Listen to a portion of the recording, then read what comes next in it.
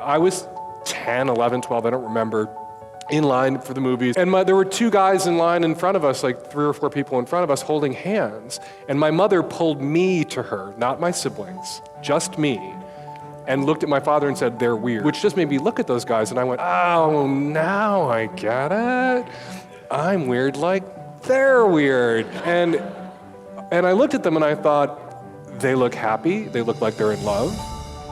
I'll be fine. Inform brings you incredible stories. I left 2 days before the revolution. It killed me so hard. James has never experienced the taste of fruits that haven't been attacked by pesticides, just like he's never experienced a neighborhood that hasn't been attacked by bullets. Some things just go hand in hand. People say what's on their mind. I think that it is a cardinal sin to lie to the American people about war. Partisanship is a version of narcissism. In downtown San Francisco, the Commonwealth Club's Inforum curates events that bring you face to face with the world's changemakers. 1/3 of the wage gains that women have made since the 1960s were made as a result of the birth control pill. Twitter is a technology that I don't think we've seen before in this world. Since 1903, the most innovative leaders have come to the Commonwealth Club to share their vision. Sharing cars, sharing their homes, sharing. A shared dream, a shareable American dream. That could work. You each can play a role in helping us chart a better future. Housing and health and education and policy all live close to the surface in us when our children are murdered. It's all the same story. We bring together the visionaries shaping the emerging trends in technology. It was a combination of Instant and Telegram. It was the idea that you could take a moment in time and you could capture it and you could just send it out and broadcast it with the entire world. I just threw the site together in about a week when I was at school. Oh, great. We've got angels, we've got incubators, we've got accelerators, we've got seed funds, we've got crowdfunding. We eat, we drink. One of our first dates ever, we pickled like 100 pounds of herring and made 300 pounds of sauerkraut. Yay! We never shy away. 75% of the people of this country want universal health care and expect it. And damn it, let's go. Concentrated, deep, slow, loving, tender, passionate sex. Whether you want to be on the cusp of current events or feast on pop culture. I should have a great time writing it. I should write a book that is as fun as any party I'd be skipping. Inform events are fun and action-packed. I have an anthropology scarf that does that twisty thing, so. Come feed your mind and soul and celebrate the future with Inform. I love San Francisco, and every time I come back here, I remember that this is the only city in America that has magic.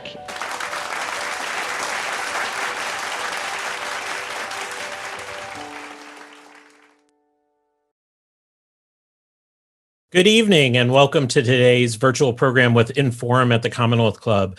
I'm Kishore Hari. I work on the science policy team at the Chan Zuckerberg Initiative, but tonight we're putting science aside for a really fun discussion because from ridiculous amounts of pudding to way too short shorts to inviting us all to be amazing, Michael Ian Black has taken us on unexpected journeys. Comedian, author, actor, interviewer, doesn't come close to describing it all. And tonight we discuss maybe his most vulnerable and challenging role, that of a dad. He's the author of A Better Man, a mostly serious letter to my son.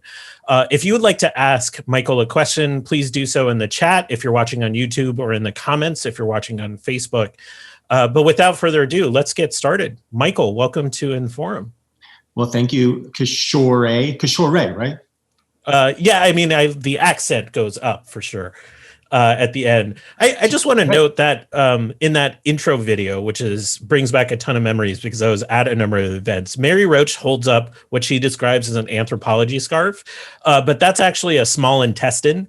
And that used to sit under my desk at UCSF. And it was kind of cool to see that intestine get its due in front of I have thousands. to tell you, I was getting surprised surprisingly kind of emotional watching that video. And I don't have a strong association with the Commonwealth Club by any means, but it was just the images of people together doing stuff fairly intimately. And I realized just for a moment, oh yeah, I really miss that.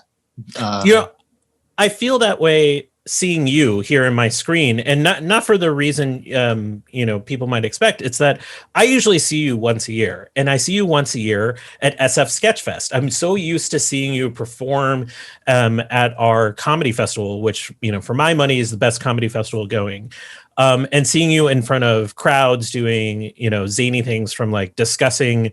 There was a reunion of the state. I remember seeing there was one time that I saw you at a show at the Punchline, and you were walking out the door for a Doug Loves Movies taping, and they had to bring you back, and you're like, I had no idea I was in this show, and you just went on. Yeah, that sounds right. If your audience doesn't know it, the San Francisco Sketch Fest, year in and year out, is the best comedy festival in the U.S. For my money, and and that's another thing I'm missing. As we head into San Francisco Sketchfest season. But tonight we're here to talk about something different with you, which is your book. And I think if people aren't familiar with your interview podcast or some of the writings that you've done, they might be caught a little off guard in terms of seeing who your roles on TV to what this book is, which is a treatise on being a dad and a love letter to your son. Yeah, I mean, I purposely subtitled it A Mostly Serious Letter to My Son, because it is indeed mostly serious. I'll read a little bit of it for you just to give you a sense of the tone. It's not all serious, but it's mostly serious. So it's addressed to my son, Elijah. I wrote this when he was in his senior year of high school. He has since graduated. He's now home again because of COVID and the college situation, but he will be returning to college at some point, I hope. So this is chapter 2. It's entitled Rosary. The subtitle of the chapter is Tell Your Kids You Love Them.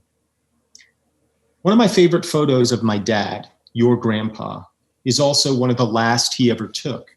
He's 39. In the photo, Dad wears a slight, embarrassed smile below the goofy teddy bear baseball cap his wife, Beth, had given him to cover the new scar that stretches across his skull. He'd undergone emergency brain surgery a couple months before, after the police found him slumped over in his car, unconscious. An assault, they thought, maybe a mugging gone bad, they didn't know. My mom told us about it the following morning. He was going to be okay, she said. And I remember thinking something like, of course he's going to be okay. I'd never considered that my father could be hurt, let alone die. A few days later, your Uncle Eric and I went to see him at the hospital. I remember him in bed, head shaved and bandaged, sleepy and frail, his body covered in a loose gown. I felt awkward and unsure and scared. His fragility frightened me more than anything else. He'd never been a big guy, but every father is a giant to his son, although less so when his son overtakes him in height, as you, annoyingly, have done to me. We stayed with him for an hour or so that day, but he didn't talk much, and when we left him, I felt relieved. When Dad came home, he was weak and unsure on his feet. That Christmas, Beth gave him teddy bears, lots of teddy bears, big and small. One of the bears was sewn to the brim of a baseball cap, the dumb hat in the photo. A few months later, he would be back in the hospital, where he died from a blood clot. I remember that tight smile of his. It was his all-purpose smile. It could mean joy, sorrow, frustration, bafflement, or some combination of those. It's a smile unwilling to commit to emotion. Every now and again, I catch myself making that same smile and I get a tingle of deja vu. It's funny, I look more like my mom. I have her coloring and some of her facial features, but I have never felt possessed by her in the same way I do when I discover my dead father's expression on my face. I'm gonna try not to cry too much tonight, but I'm making no promises. Let's start by talking about your dad. And I want to point out, like, there's this sign on the wall next to me, and it says "Science has no borders." It's a sign my dad held up when I organized the March for Science a couple years ago, and he held it behind me as I spoke about our immigrant family and science enabling us to come to this country. And like, my dad has a degenerative lung condition, and so he's pretty frail. He probably has like a year left to live, and I can't see him now. Our final chats seem to be over FaceTime and Zoom.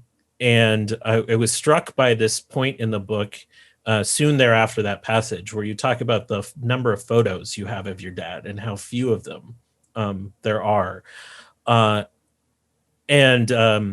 just found myself sort of breaking down because, like, I see the frailness of my dad that you describe in that in that passage.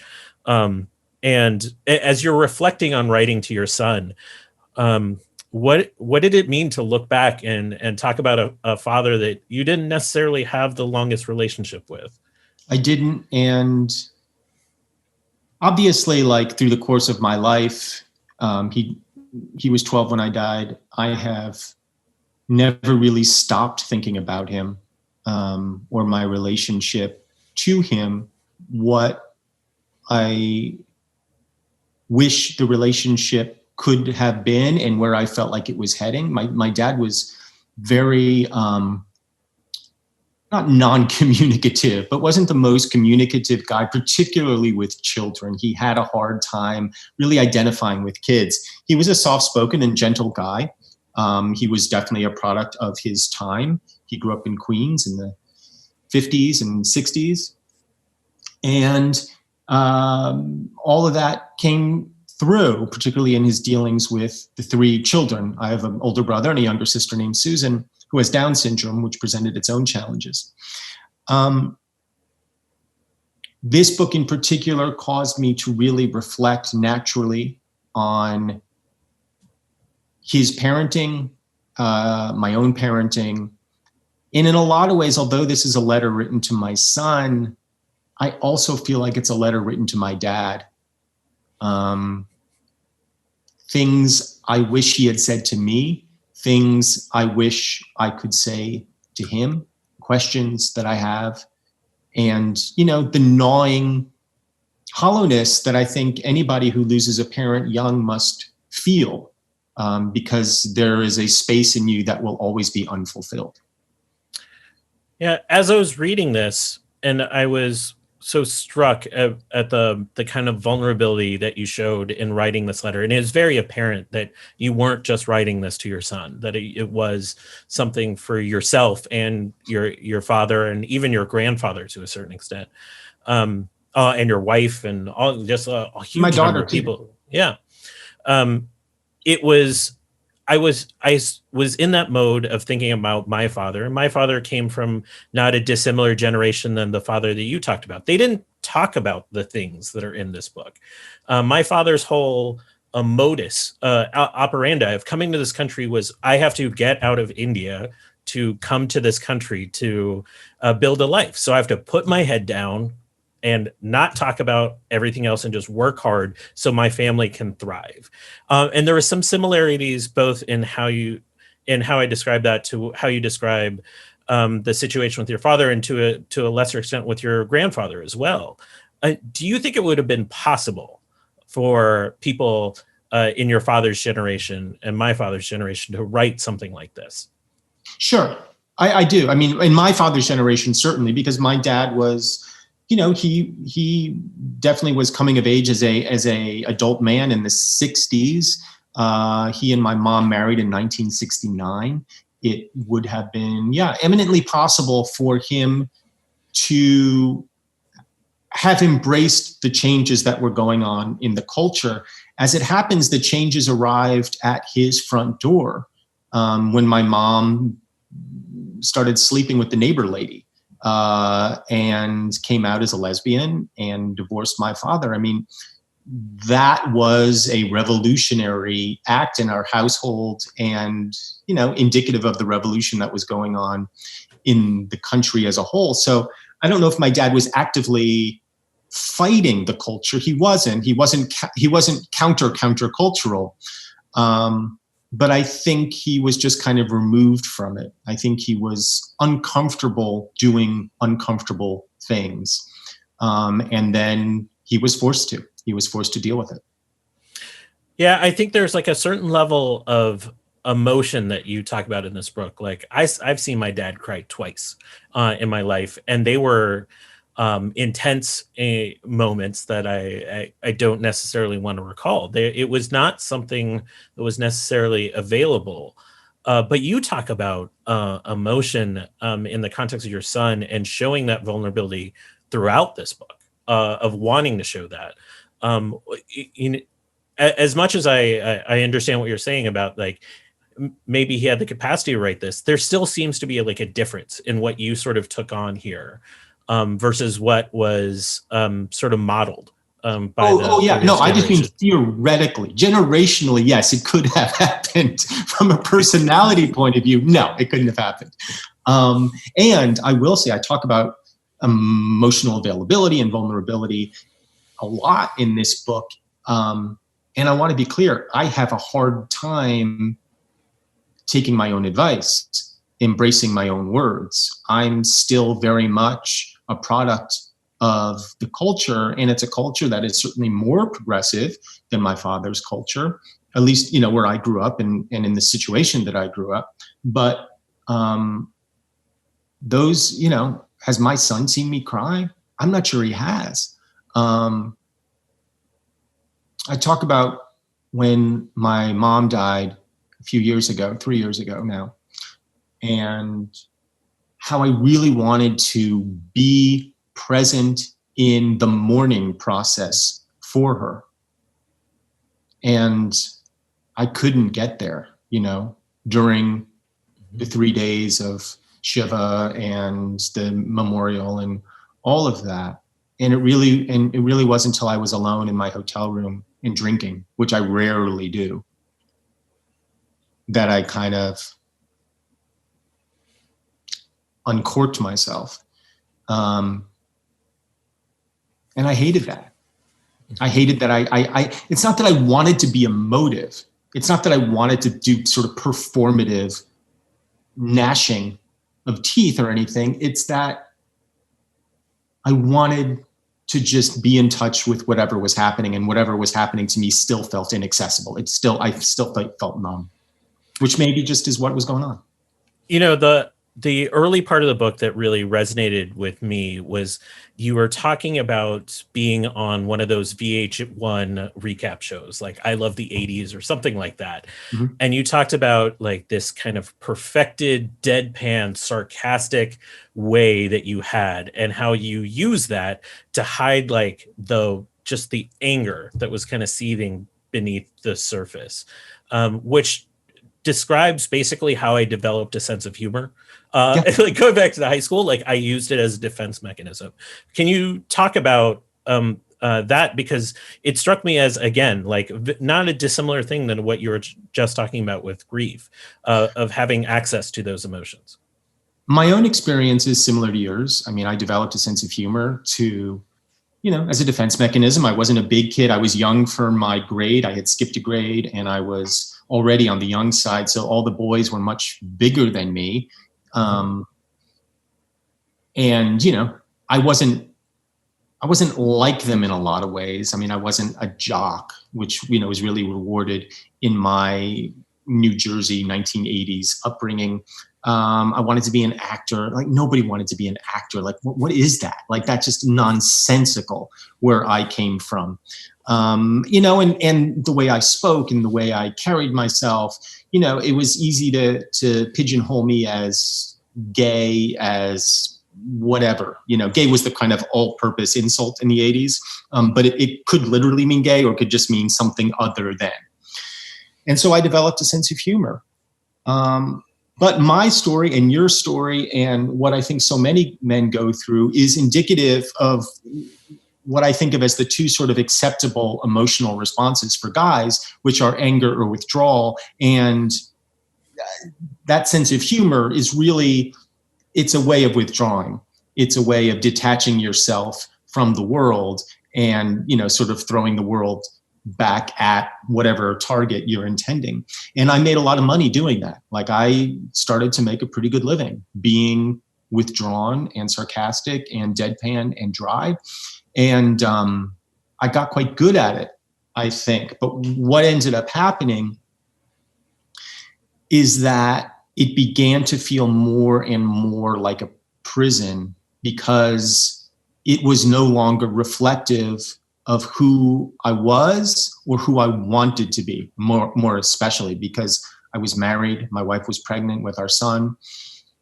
And it just felt like I was building these walls around myself that were getting harder and harder to escape from. And so I made a really conscious decision to stop, knowing that could have negative repercussions for me professionally. And in fact, it has, but also knowing that it was worth it to me because I couldn't live like that. Yeah, I recall in my 20s, I was living in San Francisco at the time. Like, I had used that sarcasm to great effect. And I had a career and everything else, but I was wickedly unhappy. And I joined a men's group, which I had judgments in my own head of joining a group of men to discuss our feelings and make time to actually express ourselves. And we'd go out to the beach on cold nights and kind of talk about stuff and experience our emotions. And I remember that changed my life in the sense of I was able to enter a relationship after that in a real way. Whose idea was it for you to join a men's group? Did you seek that out? I had friends that knew that I was unhappy and they had some experience going to one of these things. And so somebody helped me. Was any part of you worried that it was a cult? Oh, 100%. Still to this day, a little bit too. If I'm being honest about it, it's a really weird time. But I think there is this incredibly vulnerable time for many boys and men through that period of adolescence to early adulthood that you touch on throughout this book, of where they are vulnerable to to modes of operation. And we're seeing the consequences of that in society writ large right now. We see them constantly, and I would say not just for teenagers and young men. My dogs are barking because my son, I think, just came home from work. We're seeing it not just in adolescents and young men. We see it carry forward throughout men's lives, because I think a lot of men are afraid to do the kind of introspection that you did in your early 20s, because it dredges up a lot of pain for guys, a lot of emotions that maybe are easier left not dealt with. I made a joke about, are you sure it wasn't a cult? Because the idea of a men's group is still so alien in our culture, because there aren't sort of sanctioned spaces really for men to have those kinds of conversations that don't exist outside of church groups, in Bible study, or under the guise of recovery. But just healthy spaces for guys to talk to each other, that's a very rare occurrence. And so, my thinking naturally goes to, well, what's the ulterior motive there? And what you're saying, fortunately, is there was none. But maybe. There was pretty alien. It totally felt alien. It still does to this day. And no group that has that kind of intensity doesn't have some similarity to a cult somewhere along the line. But so that's why I laughed and made the joke back, because there's some truth in it. But that's most not guys just join CrossFit, and that's sort of their men's group at this point. No. I like ice cream too much for that nonsense. The thing that you bring up early in the book and themes throughout are these places where when we don't create those spaces, what the ramifications are. And you start the book very explicitly talking about Sandy Hook, which is, you're calling us from Connecticut, and it obviously had a massive impact on you. It had a massive impact on my life, as my wife grew up in a town called Monroe, just a stone's throw away from Newtown. And talk about why Sandy Hook had that impact on you and how it impacted your relationship with your son. There were a couple things in particular that I think would naturally impact anybody. First of all, the town that I live in, like Monroe, is maybe half a dozen miles from that elementary school. My kids were in elementary school at that time on that day. And I describe the event as feeling very much like a tornado touching down in our community. And what was particularly infuriating about it was that, like a tornado, we knew it would happen. We didn't know where a tornado would touch down. I wasn't expecting it to touch down in my community, but we've seen these events play out time and time and time again. And so when it finally comes to your community, when it came to my community, I felt the obvious horror, the obvious rage, the obvious shock, and also a sense of despair at my own inability as a father to protect my kids.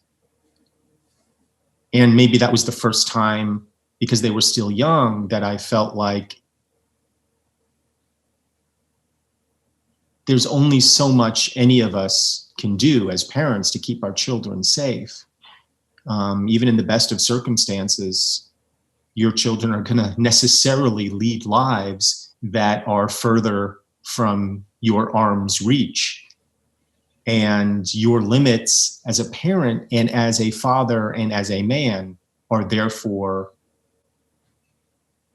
present. You start to understand those boundaries of what you can control and what you can't. And it arrived with a kind of sudden and terrifying force on that day when we were watching the news and receiving calls from the school saying they were in lockdown and please don't come to get your children, and we will send them home at the regular time, and it's up to you to tell them how you want to tell them. We won't be telling them anything. And having to explain to them what happened. It was a powerful moment. Yeah, I remember going to my son's back to school night. My son's 9, and so obviously Sandy Hook happened, before he was in school. But there's been so many mass shootings since then. I've sadly had numerous occasions to talk to him about this. But we went to his back to school night, and they had done this project with these Tibetan prayer flags, where they made these beautiful designs, and you were to put a prayer on it.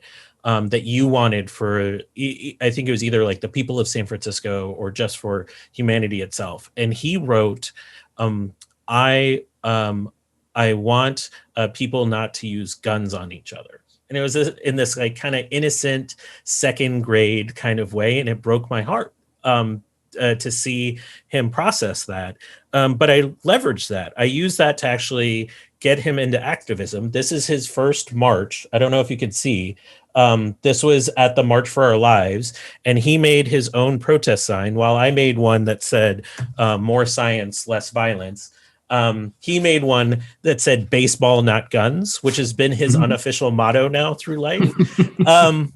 It kind of, I bring it up because it struck me is the kid that he is. And while he's not a white kid, a disaffected male are often the perpetrators of these mass shootings. And you do not shy away from making that link in the book, and how there's a level of masculinity and kind of isolation that seems to be in common with people that participate in this. And I want to acknowledge you make it clear that you're not approaching this as an expert or a psychologist when you make that link. You're just making an observation as a dad. The event that immediately preceded or precipitated this book was the shooting at Marjory Stoneman Douglas High School. years after Sandy Hook, when again, it was a mass shooting in a school, this time a high school. My kids were in high school at this point. I had been very vocal since Sandy Hook, basically, about the issue of gun violence. I had spent a lot of my time and energy blaming the NRA and blaming gun manufacturers and blaming legislators for not acting. And when Marjorie Stoneman Douglas happened, I just asked the obvious question, why is it boys always who are pulling the triggers, almost always who are pulling the triggers? It's almost always boys. And in the case of mass shootings, it's almost always white boys. Why? I wrote a Twitter thread about it, just like, an anguished Twitter thread. The New York Times saw that and asked me to write an op-ed, which I did. And then I got approached about writing a book on the subject, and I was initially very reluctant, and I'm still reluctant to talk about this in a lot of ways because I'm not an academic, I'm not a sociologist or a historian or anything of the sort. I'm a C-list comedian who is also a dad. And I felt like if I have any qualification at all, it's that. I'm a father. I have, whether I wanted to or not, thought about the issue of gender a lot over the last decades. It has shown up in my stand-up comedy, especially, without me really being aware of it. And I felt like there were things I could say on this subject, and in particular to my son. If you're just joining us, you can place your questions in the chat if you're watching on YouTube, or in the comments if you're watching on Facebook. If you don't know what this is, it's Michael Ian Black, the comedian, is offering a stranger an hour of therapy, is what I think we've landed on at this point. I want to draw a line into a phrase that's often used, which is toxic masculinity, which is a phrase that you outright reject as being as a label, as explanatory for what we were just talking about in terms of violence and disaffected young men. I reject it only because, although I think men often display toxic behavior, we just do. Because we have such a poor understanding and idea of what masculinity itself is, when that term toxic gets affixed to it, it creates a kind of idea I think in the popular imagination that all masculinity is toxic, if only because we don't understand what healthy masculinity is. So those toxic behaviors, which I fully acknowledge, I think are byproducts of an anachronistic masculinity, which I sometimes call traditional masculinity. But I don't reject traditional masculinity either, because I think there's some wonderful things in it. There's some wonderful male, traditionally male attributes, like strength and endurance and independence. Those are traditionally male. We celebrate those in women now, in girls especially. We really venerate and talk a lot about strong women and independent women and fierce women, because those are aspects of their humanity that were kind of closed off to them for generations. So I don't want to reject those attributes. Those are good attributes. They can become corrosive if they're taken too far, if your strength doesn't allow you to display any vulnerability, if your independence doesn't allow you to rely on other people or seek help from other people. So I try not to use the term toxic masculinity more because of an absence of a good definition of masculinity than because I think masculinity can't be toxic. Of course it can be. Yeah, I like what kind of came through for me as I was reading that is like what your rejection is, like the cartoonish displays of masculinity that pervade popular culture. Whether it's like being tough by making fun of other people or putting them down, or carrying like a weapon to show that you're tough, or calling people names, like you're calling other people a sissy, so that sort of lifts you up. it leads into this whole area where you talk about like, what does it actually mean to be a man right now in today's culture?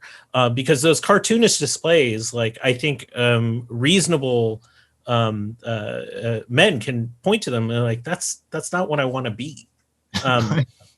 But what is the alternative? What is being a man in today's culture look like?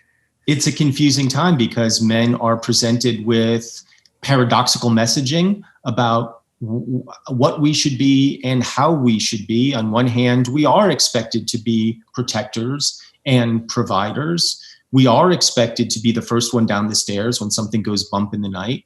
We're expected to inhabit all of the traditional roles of masculinity and yet somehow also be sensitive, kind, caring, vulnerable partners and parents.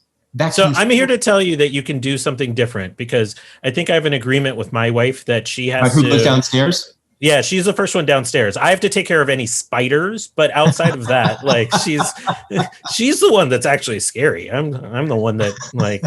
Well, that's good. I mean, that's a good deal. I might take that deal in my house because I could deal with the spiders, I think, okay, and I could deal with the mice. But the intruders in the middle of the night, that's on her. Yeah. So sorry I interrupted you. That's all right. I literally just picked a hangnail off my finger and ate it. Oh my God. So tough, Michael. So tough. So tough. I mean, super masculine and macho. So we're presented with this kind of conundrum about who we're supposed to be. The way I think of it is like this. If the traditional role of the man is to provide and protect, and that is sort of traditionally who we are, I think we can still inhabit that, but we don't have to inhabit it alone. We are no longer the sole providers. We don't have to be. We are no longer the sole protectors. We don't have to be. You may end up being the sole provider and protector in your household. Great, but you don't have to be. There's broader models of who we can be.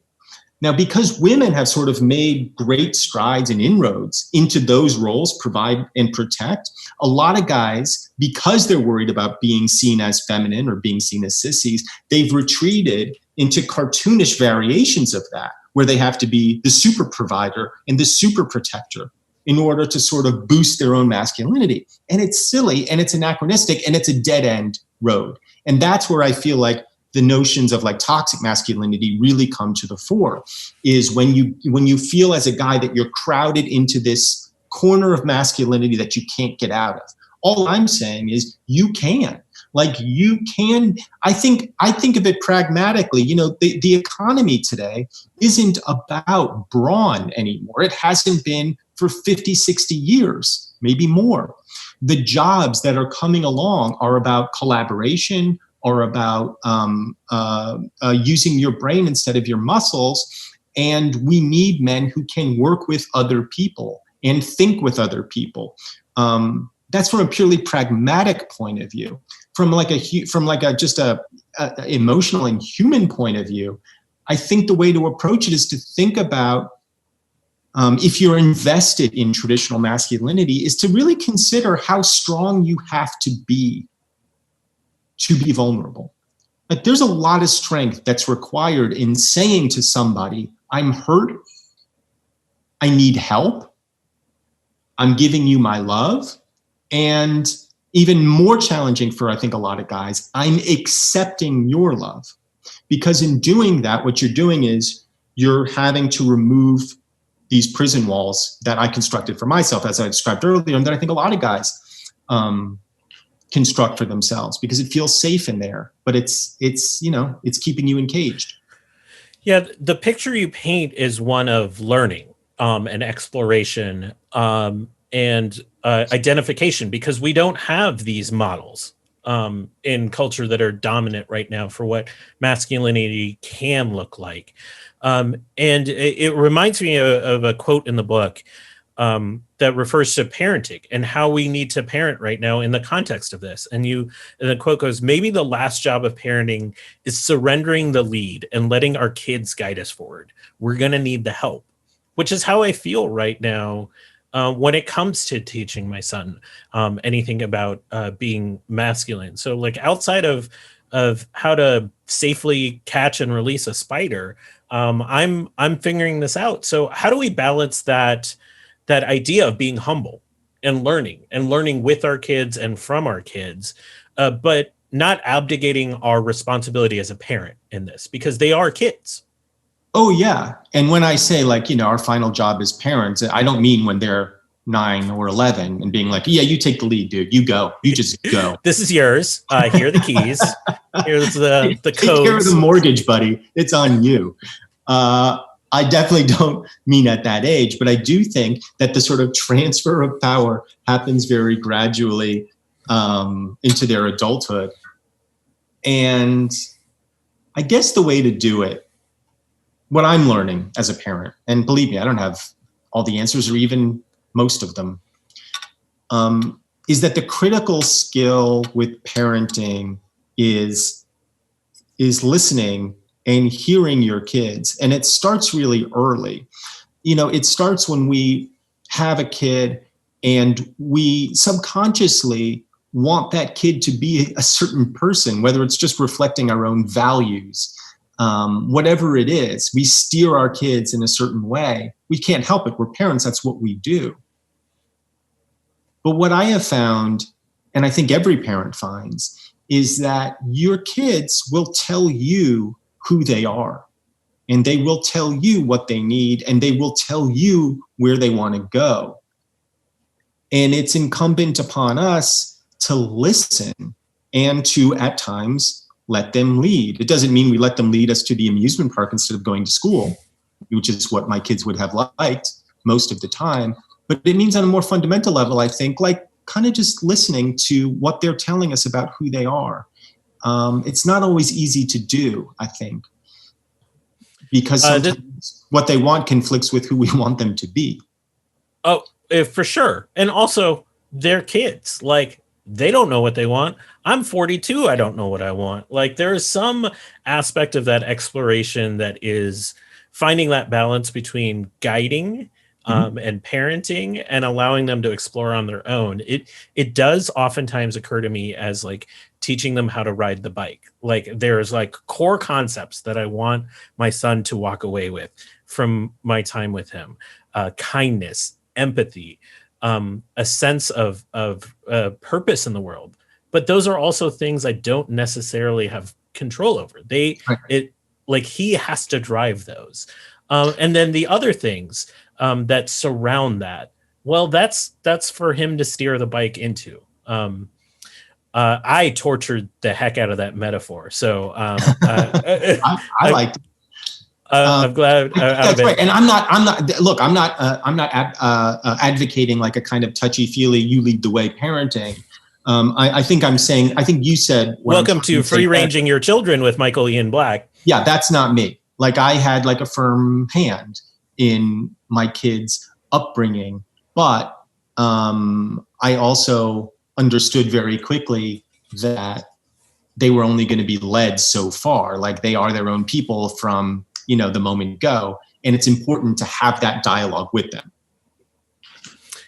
A couple more questions before we invite some audience Q&A. So if you have questions, put them in the YouTube chat or put them in the Facebook comments. You touch on religiosity and spirituality in the context of masculinity. And I'm so curious about this because I grew up in a Hindu household, which has a slightly different definition of masculinity than some other religions. It's less. What would you say is the difference? Well, I mean, just from outset, it's less conquer the infidels than other religions. But also there is still like a streak of patriarchy that dominates the stories and the fables, and emphasizes the protect and provide. But it's also where we get things like arranged marriages and dowries and the relationship men have to women and subserviency. So don't get me wrong, I'm not painting Hinduism as a necessarily like a pure virtuous thing when it comes to masculinity in modern context. I just think it's different. Mm-hmm. So I'm curious what you reflect upon this later in the book about masculinity and spirituality and religion. How did that occur for you? And then how did you, when you were growing up, and how did that translate to your son, which was, you're an atheist, you're a known atheist, like I'm an atheist myself. How did that sort of shift change your perspective on it? I grew up fairly irreligious in a Jewish household, an irreligious Jewish household, which is not a contradiction in terms, it's pretty common. So I didn't grow up with religion, although I really felt like I grew up with an understanding of the culture of Judaism. And always felt kind of deeply Jewish. I ended up marrying a Catholic woman who is a person of faith. And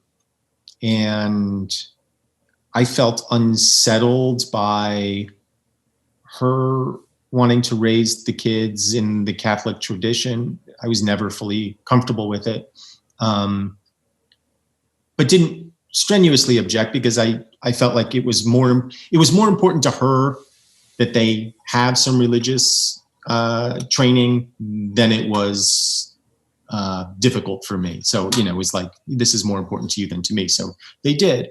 Neither of them came out of it particularly religious, but as I got older, I acknowledged and continue to acknowledge that we all have deep spiritual needs, that those needs have to be met in some way, that there is part of us as humans, I don't know why, that seeks something ineffable from the world, and we spend our lives trying to make some peace with that question. And so my advice to my son is, I don't know what religion, if any, you're going to end up being, but don't ignore that yearning that you're going to have, because everybody has it. You're going to have to address it for yourself, and that should be like an exciting thing, and a fun might be the wrong word, but it can provide a lot of like lines of inquiry that can be really rewarding for you. But do it, don't ignore it, and use religion, whatever religion you settle on, if you settle on religion, as a tool. All it is it's giving you, some help to find those questions. But in and of itself, it is not the solution. It's just a structure.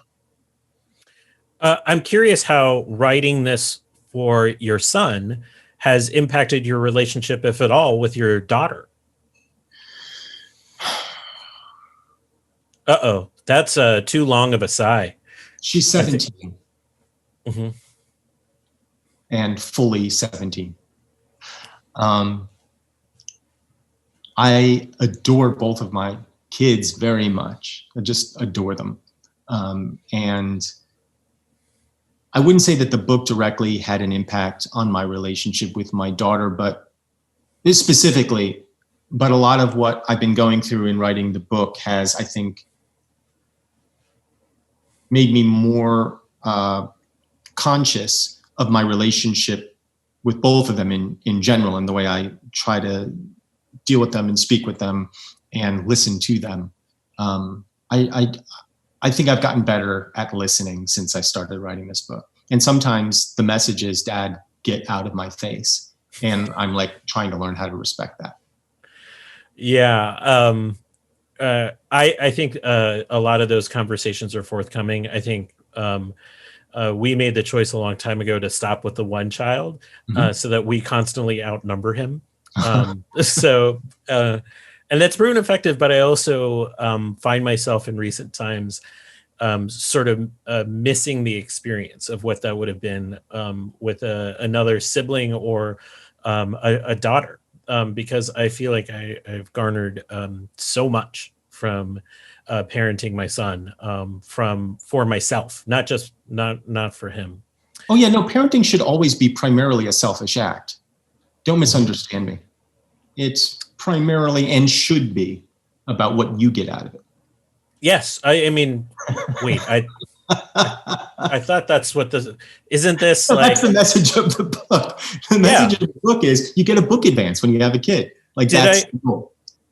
I must have completely misunderstood the book. I'm so sorry to our audience tonight. Before we turn over to audience questions, has your son read it? Do you want him to read it?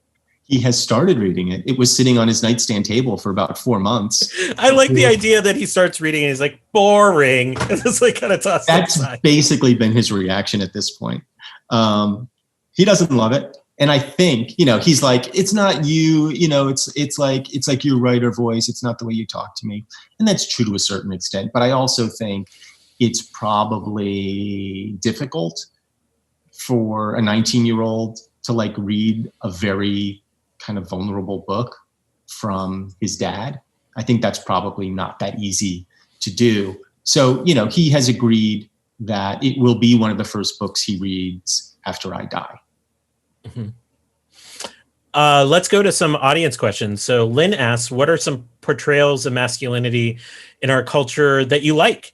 Do you think comedy can actually be a good platform to culture or pressure some of those other genres? Well, yeah. I mean, comedy can be a great platform for anything.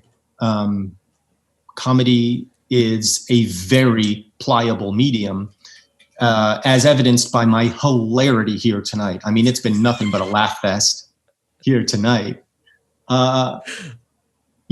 Comedians, and male comedians, particularly white male comedians, have a terrible reputation for the way we speak about women, the way we sometimes treat women. And I think a lot of that is deserved. I mean, you need look no further than, headlines about comedians in the last few months or years, and you'll see evidence of that.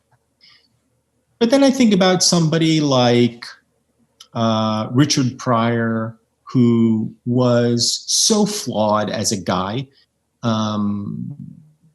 dealt with addiction, dealt with, all kinds of childhood traumas, and was able to synthesize all of that into really life-affirming comedy. And always seemed like really kind of in touch with who he was, and always seemed, masculine's maybe the wrong word, but he never seemed anything other than masculine, like he wasn't tough, but he was like a guy talking the way guys talk, the way people talk. George Carlin, similarly, was a very, I think of him as like a humanist more than anything else, and was able to talk about complex ideas in a obviously hilarious way, in a smart way, in a challenging way, and was a good model of masculinity as far as I'm concerned. The guy that I think about of our contemporaries, the best model, or at least what we know about him, for public consumption, and I think we know a lot about him at this point, is Barack Obama, who really inhabits a space of a kind of gentle, compassionate, caring, but strong masculinity. A guy who is unafraid to be tough at times in public, but isn't afraid to break into amazing grace, when the moment is right. I hesitate to elevate anybody too highly, because we are all flawed. We all have our foibles. We are all annoying. But, certainly the public image of Barack Obama is as good a model of masculinity, contemporary masculinity, as I think we have. I will say the fact that he is so accomplished and so thoughtful on legal issues, scholarship issues, and then has comedic timing is kind of irritating to me personally. Yeah, but you know what? One thing I've learned about presidents is they always get the laugh, because it's like they get the benefit of the room. It's like you're the president, people laugh at your jokes. You just do. I mean, really the only exception to that rule that I have ever known is Donald Trump, who is tremendously unfunny, actively unfunny.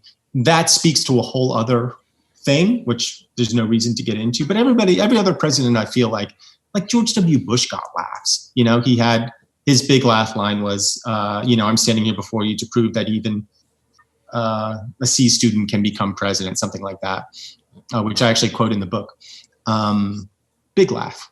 Can I ask, just on that front, on the comedy front, you've done some recent things that sort of are revisits to either characters or shows that you've done in the past. There's the Wet Hot American Summer reunion show. There, you've done some reunion stuff with members of the state.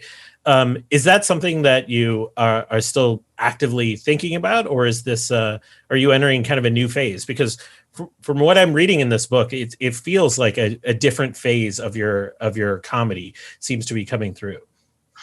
Well, yes and no. I mean, the book, as I say, it's a mostly serious book, but that doesn't erase like the fact that I love silly. I do and always will. I love absurdity and surrealism, and I love deadpan humor. I haven't abandoned it. It's just not all of who I am. So no, it's, I do stand up. I'm always sort of playing around with different tones, not because like I'm trying to reinvent myself every 5 minutes, but just because I feel like just as people, like we do different things at different times. And it's just, I can't just do one thing. And again, like I wish I could, because it would be better for me professionally if I could just be the absurdist weirdo or the deadpan or the sincere dad. Like if I could just be one of those things, it would be great, but that's just not who I am. Like I'm a full spectrum human being, and I want to be able to do full spectrum stuff. So Jeremy asked a question, like our kids are growing up in a time of social media that didn't exist for us. And is there a performative nature of that social media that's exacerbated the pressure for both boys and girls in comparison to when we were younger? Yes. Thanks, Jeremy. Great question.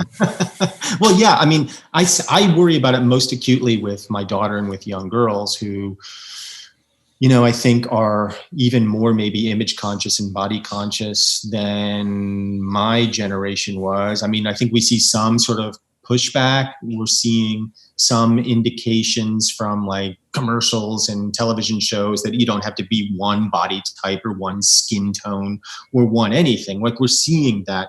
But, if I look at my daughter's social media, like, it's a lot about kind of aspirational life that includes everything from going to the beach and having a beach body, and yes, I worry about it a lot, in particular with my daughter.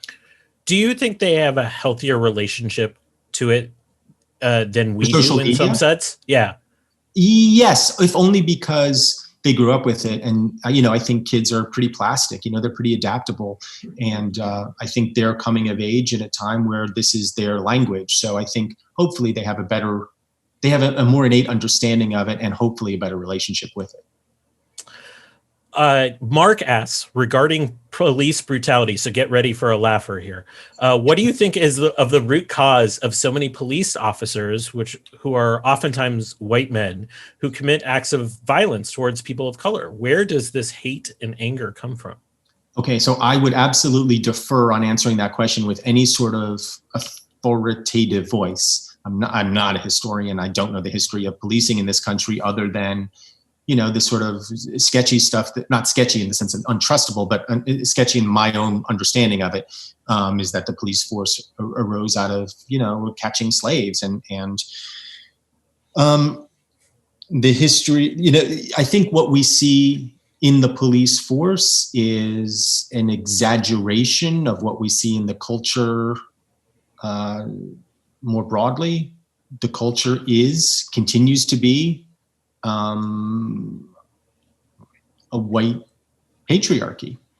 And in this country, that means a white supremacist patriarchy. I hesitate to go too far into that on this call on this conversation, because I think it's a much deeper issue than I'm capable of speaking about. And I wouldn't want to speak for anybody else, but I do believe that is the case. I think the history is irrefutable.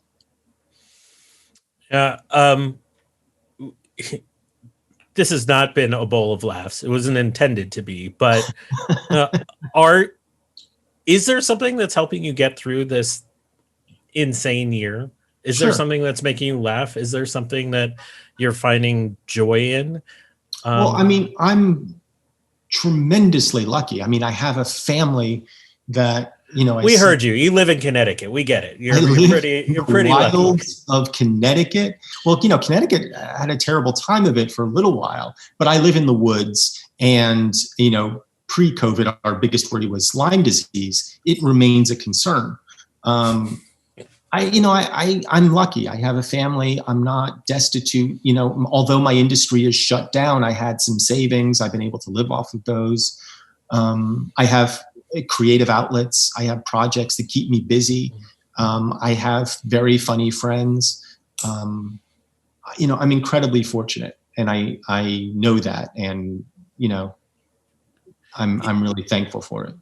Is there content that you've gravitated towards during this year that's really kind of stuck out to you? Not really. I mean, my tastes haven't really changed as a result of the crises that we're facing. I mean, I read a lot of spy books, but I always have. I watch a lot of documentaries, but I always have. I've been playing piano, which has been keeping me busy. I took a Bible class, which has kept me busy. I didn't know anything about the Bible. You know, like, I'm doing things, but my tastes, I think, are pretty much my tastes. Wow. I like, none of those things would have been on my like list of what I would expect Michael Ian Black to say that like he was recommending during the pandemic. The new thing is hiking and backpacking and camping. That's brand really new. That's in the last few weeks. And why is that? Month. Because my stupid friend Matt made me watch this show. I have a stupid friend, Matt. He's in the chat. So yeah, okay. I get this. Like, it may be the same guy. Yeah. He made me watch this show called Alone, which I guess is in its 7th season. I'd never seen it. It's a reality show where they drop people off in the Arctic Circle and they have to fend for themselves, by themselves. You know, there's like 10 contestants, but they're all isolated from each other. And I got hooked on this show. And like by episode 4 or 5, after going, these people are insane, me going, I kind of want to do that. So I bought like a tent and a sleeping bag, and I went out on my first solo hiking trip a week and a half ago on the Appalachian Trail. I was gone for 3.5 days, camping and hiking and suffering. And I'm going to go back out probably next week. Oh, that's amazing. And do you find the solitude actually kind of fits the moment? Look, I just told you how blessed I am to be with my family. I don't need to be with them anymore. It's enough. It's enough. I'm going to say that a little quieter. I agree pretty deeply. Wait, how do you know my family? That's so no. I think my family is listening at the door. I think they're pretty. I think I'm done with it too. I just want to close. I have one more question to close, but before that, I just want to say that, you know, reading this book, it reminded me of the importance of saying, I love you to my son. And I've done that more times than I count, certainly more times than I remember hearing it growing up. But I've never said what you close the book with, which is thank you for being my son.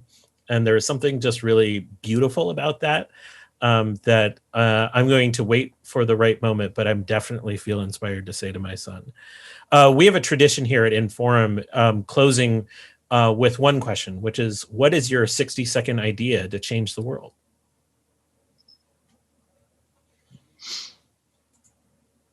I mean, the temptation is to be glib and to say more ice cream. And in fact, I think I'm going to embrace that glibness, because in my experience, ice cream really does tend to make everything better. Like, there's not a situation that I can think of that ice cream doesn't improve. I'm really struggling to think of any situation where if somebody presented me with ice cream, I wouldn't welcome it. I'm even thinking, like, if I were caught in an avalanche and somebody came along and said, do you want some ice cream? Really? So you're freezing cold because you're caught in an avalanche and you would still go for the ice cream? I think so, yeah. I think even in that situation, I'd be like, you know, hang out, like absolutely help me dig out in a moment. But yes, I will take the ice cream. And what's the go-to flavor for an avalanche berried Michael Ian That's Black? the beauty about ice cream, is that the variety is infinite. Now look, there will be times, many times, where all I want is soft serve vanilla with chocolate sprinkles. Many times. But you give me chocolate chip cookie dough, great. You give me butter pecan, fabulous. You give me Edie's caramel delight, no problem. Like, it's hard. I'm much harder pressed to think of an ice cream flavor I wouldn't enjoy. I can't think of one. Fair enough. I think like the watchers of the stream could see my physical reaction when you said butter pecan, and where I lost all respect for Michael Ian Black in one moment. It's such a good ice cream. It's such a good ice cream. But really, like, what's the bad ice cream flavor? What is it? I'm not a fan of anything marshmallow related. But you'd eat it. Ice creams. You'd eat it. If somebody gave you Rocky Road, it's 2020. I'm going to eat anything with sugar and calories in it right now. Thank you to Michael Ian Black for joining us today in Forum at the Commonwealth Club. We'd like to remind our audience that Michael has a new book out called A Better Man, A Mostly Serious Letter to His Son. It's available at your preferred bookseller. I recommend a local bookseller. If you'd like to see more virtual programs or support the Commonwealth Club's efforts in making virtual programming happen, visit commonwealthclub.org/online. I'm Kishore Hari. Thank you so much for joining us tonight, and stay safe, everyone. Thank you, Kishore. Thank you, Commonwealth Club. This was great.